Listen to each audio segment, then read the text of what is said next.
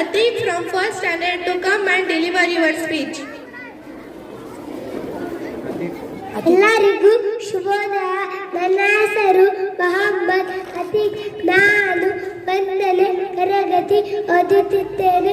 ಮೊದಲನಾಗಿ ಎಲ್ಲರಿಗೂ ಗಣರಾಜ್ಯೋತ್ಸವದ ಶುಭಾಶಯಗಳು. ಇಂದು ಜನವರಿ 26, 1950ರಂದು ಭಾರತದ ಸಂವಿಧಾನ ಜಾರಿಗೆ ಬಂದಿತ್ತು.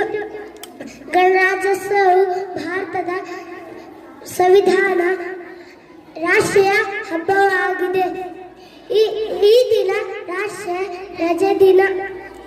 ಗಣರಾಜ್ಯೋತ್ಸವವು ದೇಶದೆಲ್ಲೆಡೆ ಸಂತೋಷ ಮತ್ತು ಸಡಗರದಿಂದ ಆಚರಿಸಲಾಗುತ್ತದೆ. ನಾವೆಲ್ಲರೂ ನಮ್ಮ ಸಂವಿಧಾನ ಗೌರವಿಸಬೇಕು. ಇಲ್ಲಿ ತಿಳಿಸುತ್ತಾ ನಮ್ಮ ಚಿಕ್ಕ ಭಾಷಣವನ್ನು ಮುಗಿಸುತ್ತೇನೆ. ಜೈ ಹಿಂದ್, ಜೈ ಭಾರತ. ಧನ್ಯವಾದಗಳು.